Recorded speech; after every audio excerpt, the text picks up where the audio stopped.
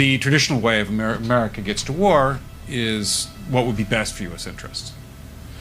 Some people might think that Mr. Roosevelt wanted to get us into World War II, as David mentioned. You may recall we had to wait for Pearl Harbor. Some people might think Mr. Wilson wanted to get us into World War I. You may recall he had to wait for the Lusitania episode. So if, in fact, the Iranians aren't going to compromise, it would be best if somebody else started the war.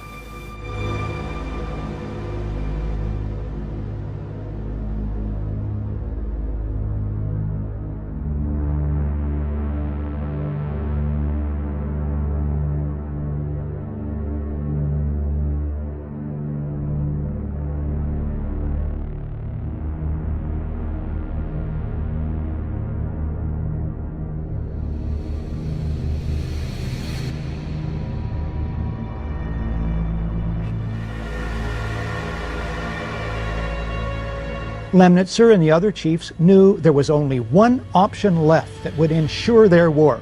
They would have to trick the American public and world opinion. Lemnitzer comes up with Operation Northwoods. We could blow up a U.S. ship in Guantanamo Bay and blame Cuba. Casualty lists in U.S. newspapers would cause a helpful wave of national indignation. We could develop a communist Cuban terror campaign in the Miami area, in other Florida cities, and even in Washington. Create an exact duplicate for a civil registered aircraft. At a designated time, the actual registered aircraft would be converted to a drone, a remotely controlled unmanned aircraft. The objective is to provide irrevocable proof that the fault lies with Cuba by manufacturing various pieces of evidence.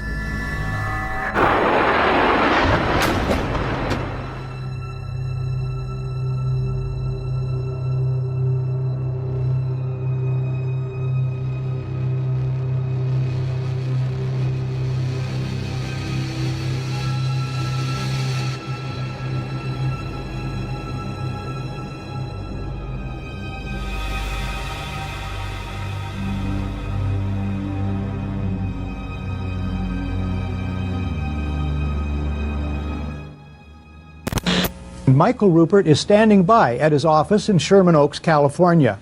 Michael, thanks for this. What is the reason for the failure of U.S. military jets to show up in a timely fashion on 9/11? Well, the simple fact is, Barry, that they didn't know where to go.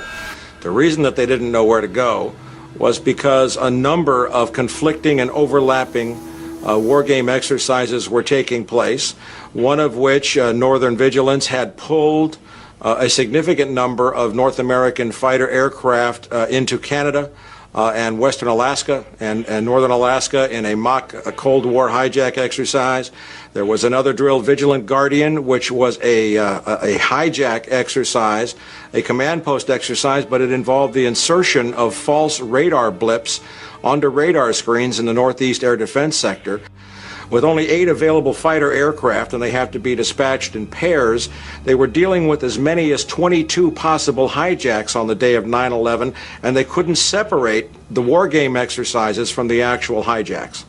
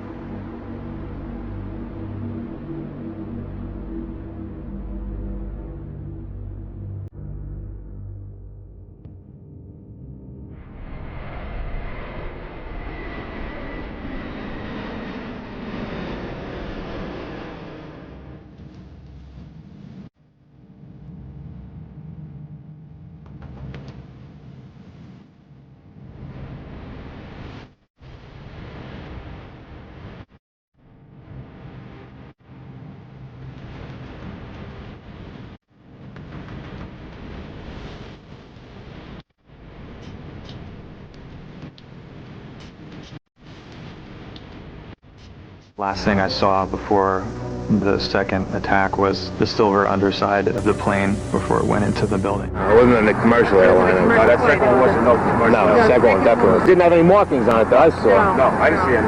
second one, I Did it have, like no camouflage or anything, No emblems, no logos.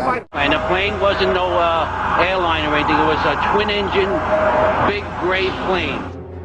When you saw the second one happen, what did it look like? And it was a much smaller plane, but someone said it looked like a military plane, but I'm not sure. I don't know much about airplanes. Mark, were you close enough to be able to see any markings on the airplane? It definitely did not look like a commercial plane. I didn't see any windows on the sides. No, it was a black plane. It looked like a fighter jet. It looked like a fighter jet. It was a military plane.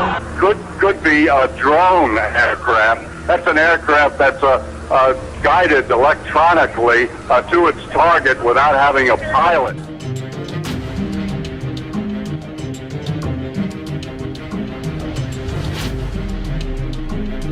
Chief Albert Turry said that there was another explosion which took place, and then an hour after there was another explosion in one of the towers here. So according to his theory, he thinks that there were actually devices that were planted in the building.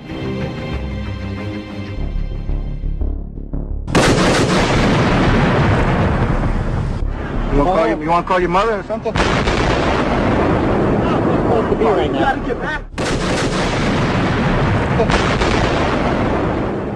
You know if it was an explosion or if it was a building collapse? To me, it sounded like an explosion.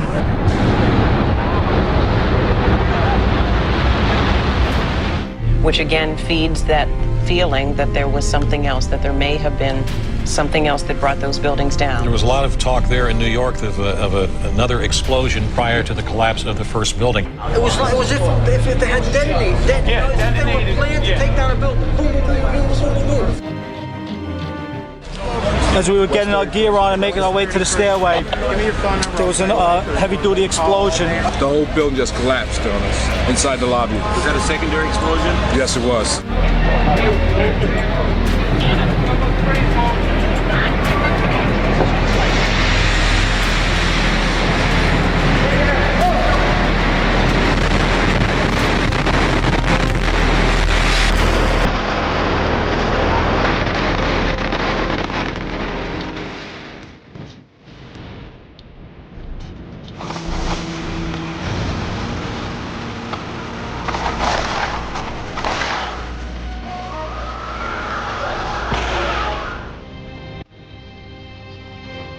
You'd get down below and you'd see molten steel running down the channel rails, like you're in a foundry. This fused element of steel, molten steel.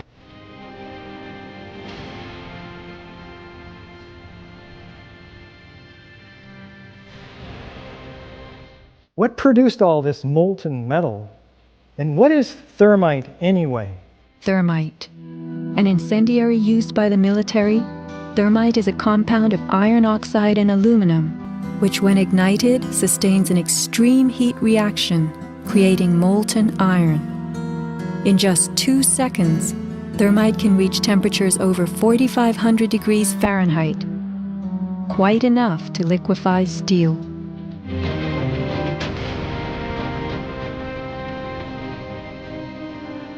Now, here we're going to show you a videotape of the collapse itself. Describe that. Now we go to videotape, the collapse of this building. It's amazing. Amazing, incredible, pick your word. For the third time today, it's reminiscent of those pictures we've all seen too much on television before when a building was deliberately destroyed by well-placed dynamite to knock it down. Let's take a look in this side-by-side comparison with a known controlled demolition on the right. Did the building fall into its own footprint? Pretty much so. Maybe the smartest thing to do is pull it. And they made that decision to pull. And then we watched the building collapse. Maybe the smartest thing to do is pull it.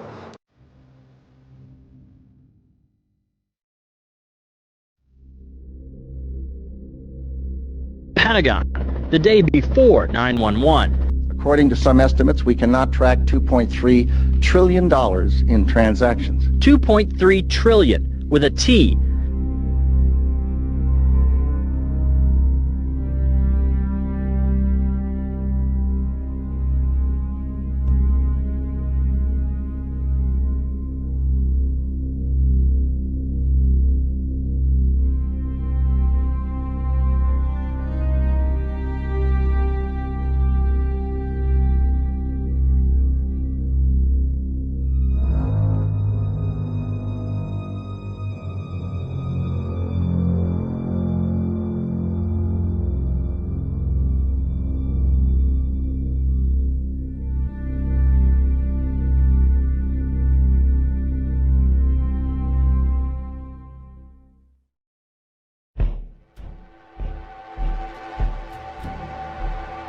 Trump has publicly stated that he saw quote-unquote thousands of Muslim Americans celebrating the 9/11 attacks in New Jersey, which is the biggest lie imaginable. The real truth Trump or your mainstream media will never mention is the only people actually documented celebrating the 9/11 event were a small handful of undercover Israeli Mossad agents who had been in the US for months and some for years, whose operation was busted by a nationwide FBI sting and were captured on the George Washington Bridge with explosives in their van of their front company, Urban Moving Systems. The reports we're getting now, 2 or 3 men arrested on the New Jersey Parkway. Deborah, can you hear me now? Yes, I can. That is the information that I'm getting from 2 sources, that there was a van either on the New Jersey Turnpike or the Garden State Parkway, and that it was near the George Washington Bridge. There were 2 or 3 men who were in the van. The van was pulled over. Law enforcers found tons of explosives inside of the van.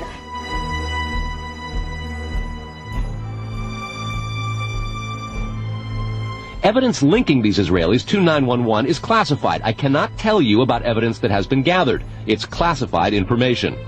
Numerous classified documents obtained by Fox News indicate that even prior to September 11th, as many as 140 other Israelis had been detained or arrested in a secretive and sprawling investigation into suspected espionage by Israelis in the United States.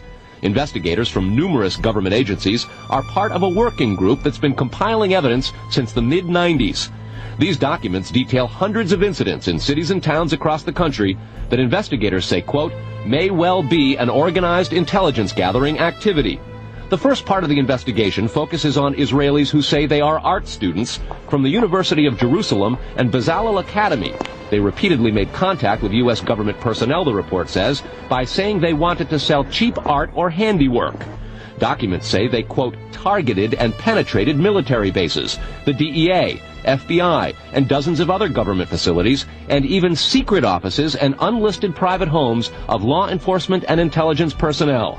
The majority of those questioned, quote, stated they served in military intelligence, electronic surveillance intercept, and or explosive ordnance units.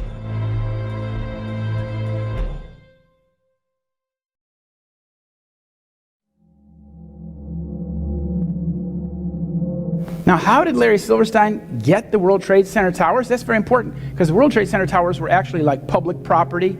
They were owned by an institution called the Port Authority of New York and New Jersey, a public body.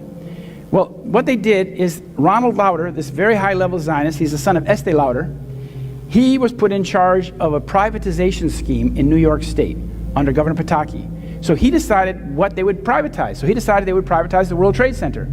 Then Lou Eisenberg, who was the chairman of the board of the Port Authority of New York and New Jersey. And he then oversaw the negotiations that delivered the World Trade Center to this man. So through their Zionist back channel, the property got sent and wound up in his hands.